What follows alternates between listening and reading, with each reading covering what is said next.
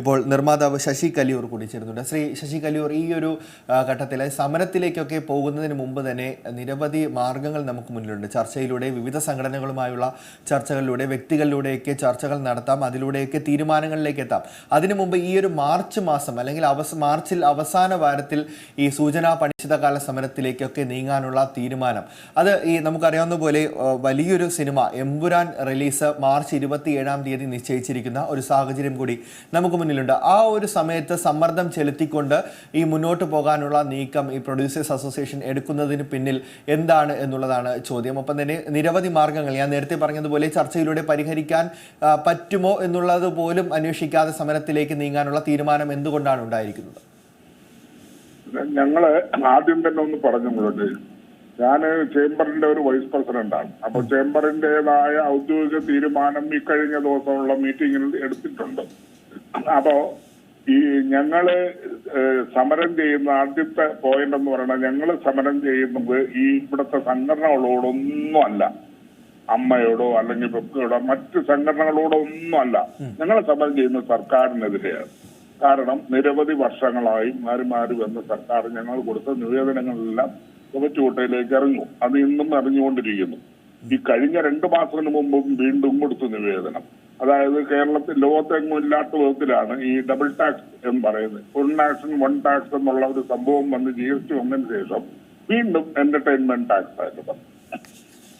ഇന്ത്യയിൽ തന്നെ 28 സംസ്ഥാനങ്ങളിൽ 2 സംസ്ഥാനങ്ങളിൽ മാത്രമേ ഈ അധിക നികുതിയായ എന്റർടൈൻമെന്റ് ടാക്സ് ഉള്ളൂ, ഇതിന്റെ പുറമെ GSTക്ക് പുറമെ. അപ്പൊ അത് പിൻവലിക്കണം. അത് കാരണം ഞങ്ങൾക്ക് വലിയ ബുദ്ധിമുട്ടുണ്ടാകുന്നു. അത് കാരണം അത് പിൻവലിക്കണം. പിന്നെ അതുപോലെ തന്നെ തിയേറ്ററുകൾ നടത്തിക്കൊണ്ടു പോകാൻ നിവൃത്തിയില്ലാത്ത സാഹചര്യമാണുള്ളത്. ഇലക്ട്രിസിറ്റി താരിഫ് ഉണ്ടാക്കി, സ്പെഷ്യൽ താരിഫ് ഉണ്ടാക്കി എടുക്കണം. ഞങ്ങൾക്ക് പെർമിഷൻ വേണം, പെർമിഷൻ ഏകജാലകം വേണം. ഇങ്ങനത്തെ ഒരുപാട് ആവശ്യങ്ങൾ ഉന്നയിച്ചുകൊണ്ട് കൊടുത്തിട്ടുണ്ട്. എന്തെങ്കിലും ഒന്ന് ഈ മിനിറ്റ് വരെ, ഈ സർക്കാർ വന്നിട്ട് ഇപ്പൊ എത്ര വർഷമായി? 15 വർഷമായിട്ട് വെയിറ്റ് ചെയ്യാണ് ഞങ്ങള്. ഇതുവരെ ഒരു കാര്യവും നടത്തി തന്നിട്ടില്ല സർക്കാർ. ഇതെങ്ങനെ മുന്നോട്ട് കൊണ്ടുപോകും? തിയേറ്റർ ചുവരണ്ടെങ്കിൽ ചിത്രം എഴുതാൻ പറ്റുള്ളൂ.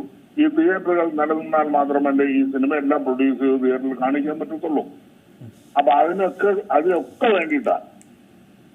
അതിന്റേതായ ഗുണം പ്രൊഡ്യൂസേഴ്സിനും കിട്ടും. അപ്പൊ അതുകൊണ്ട് അതാണ് പ്രൊഡ്യൂസർ, ഡിസ്ട്രിബ്യൂട്ടർ, എക്സിബിറ്റർ എന്നീ വിഭാഗങ്ങൾ സർക്കാരിനോട് സമരം ചെയ്യാൻ വേണ്ടിയിട്ട് പോവുകയാണ്. സർക്കാരിന് നിവേദനം കൊടുത്തിട്ടുണ്ട്, അതിൽ പരിഹാരം ഉണ്ടായിട്ടില്ല. അതുകൊണ്ടാണ് ഞങ്ങൾ ഒരു ദിവസത്തെ സൂചനാ പണിമുടക്ക് നടത്തുന്നത്. അതെന്തായാലും നടത്തും.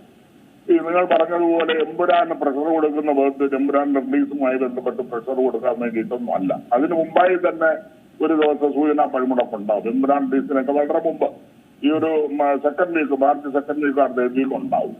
ഒറ്റ ദിവസത്തെ അത് കംപ്ലീറ്റ് സ്തംഭിപ്പിച്ചുകൊണ്ട്, ഇത് പണിമുടക്കല്ല, ഇത് സ്തംഭനമാണ് നടത്തുന്നത്. അതായത് production sector, distribution sector, exhibition sector, ഈ 3 വിഭാഗങ്ങളെയും സ്തംഭിപ്പിച്ചുകൊണ്ട് സർക്കാരിനെതിരെ ഒരു ദിവസം സൂചന കൊടുക്കുക.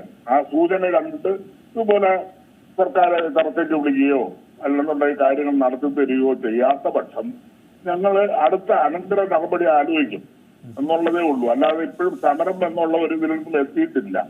ജൂണിൽ സമരം നടത്തുമെന്ന് പറഞ്ഞെന്നുള്ളതേ ഉള്ളൂ. അല്ലാതെ വേറെ അതിനുള്ള തീരുമാനങ്ങളൊന്നും ആയിട്ടില്ല. അതുകൊണ്ടാണ് ഞാൻ ചോദിച്ചത്, ഈ ജൂണിൽ ഈ സമരം ചെയ്യുമെന്നാണല്ലോ ആദ്യഘട്ടത്തിൽ പറഞ്ഞിരുന്നത്. പിന്നീട് ഈ മാർച്ചിലേക്ക് ഇത് സൂചനാ സമരം അത് വന്നത് എന്തുകൊണ്ടാണ് എന്നുള്ളതാണ്. അതാണ് ഈ സംശയങ്ങൾക്ക് കാരണമായത്. അല്ലല്ല, സൂചന ഈ മാർച്ച് ഒരു സമരത്തിന് പോകുന്നതിന് മുമ്പുള്ള ഒരു, താങ്കൾ പറഞ്ഞല്ലോ, ഒരു ചർച്ചയായിട്ട് വേണമായിരുന്നു. ആ ചർച്ചയിലൂടെ പരിഹാരം കാണുന്നത്. ആ ചർച്ചയ്ക്ക് വേണ്ടിയിട്ടാണ് ഈ സൂചനാ പണിമുടക്ക് നടത്തുന്നത്. ഒരു ദിവസത്തെ അത്രേ ഉള്ളൂ.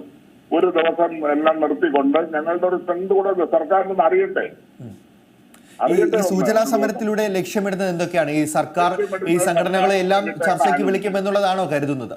സർക്കാരിൽ നിന്ന് കിട്ടേണ്ട ആനുകൂല്യം, അല്ലാതെ അമ്മാക്കാരെടുത്തോ അല്ലാതെ മറ്റുള്ളവരെടുത്തോ കിട്ടേണ്ട ആനുകൂല്യമൊന്നുമല്ല. വള്ളി സർക്കാരിന്റെ അടുത്ത് കിട്ടുന്ന ആനുകൂല്യങ്ങൾക്ക് വേണ്ടി മാത്രമാണ്.